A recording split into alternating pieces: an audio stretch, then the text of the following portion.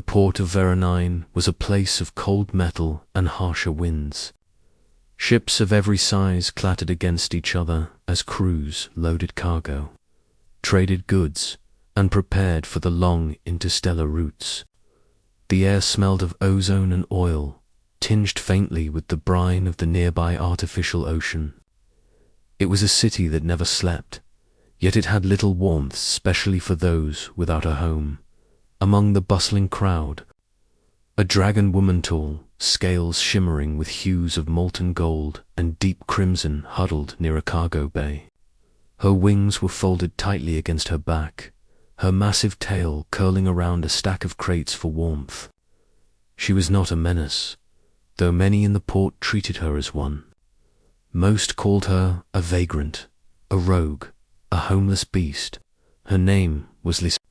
Once a respected member of her clan, a guardian of the draconic archives of Zerath, she had been exiled after refusing to follow an unjust decree from the Elder Council. With nowhere to go, she wandered the stars, seeking purpose and shelter that never seemed to appear. Lysara's day had begun like any other, scavenging for food, avoiding aggressive traders, and keeping a careful distance from the guards. Her eyes, golden and sharp, noticed movement at the far end of the port. A small figure ran toward her, stumbling over crates and discarded cargo. It was a human child, no older than 8, with a mop of dark hair plastered to her face from sweat and tears. She carried a makeshift bag that looked far too heavy for her size. "Stop. Please," the girl shouted, her voice cracking. "I just need someone to help." Lysara, weary and cautious, raised her clawed hand. "I am not your enemy," she rumbled. Her voice was deep, echoing like distant thunder. Yet there was a gentleness within it. The girl skidded to a halt, eyes wide as she took in Lysara's towering form. You're a dragon," she whispered, awe and fear mingling. "I am," Lysara said, keeping her posture non-threatening. "Now, why do you run to me in a place like this?" The girl's eyes filled with tears. "You have no home, and I have no mum," she shouted, her small fists shaking. "Everyone at the station, they just stare. They say humans shouldn't wander alone. I need help." Lysara blinked. The words struck her in a way she hadn't expected. She had no home. She had no clan. And yet here was a child, lost and vulnerable, calling out to her as if she might be their only refuge. Something inside. Lysara stirred her, since she thought had died long ago. She crouched down, lowering herself closer to the girl's level. "You have no mother?" she asked softly. "No." The girl's voice broke. She left us. Just gone. And I don't even have anyone else." Lysara extended a massive claw, careful not to frighten her further, and gestured to the makeshift bed of crates beside her. "Sit with me for a moment. We'll see what we can do."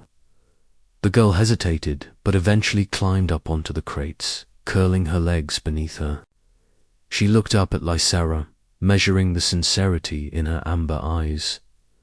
"What's your name, little one?" Lysara asked. "Emmy," she replied. Emmy run. Lysara's sharp mind, honed by centuries of survival and combat, immediately began assessing the situation. Emmy was hungry, tired, and clearly alone in a world that seemed intent on being cruel. Yet there was something resilient in her, a spark that refused to die. That spark mirrored a flame. Lysara thought she had lost hope. "Emmy," Lysara said, her voice softer now, "I cannot give you your mother back. But perhaps I can give you a home of sorts." Emmy's eyes widened. "A home?" she asked, hope flickering like fragile candlelight. Yes, Lysara said. Not the kind with walls and doors, but the kind where you are safe, where no one can harm you, and where you have someone to watch over you. Will you come with me? Emmy hesitated.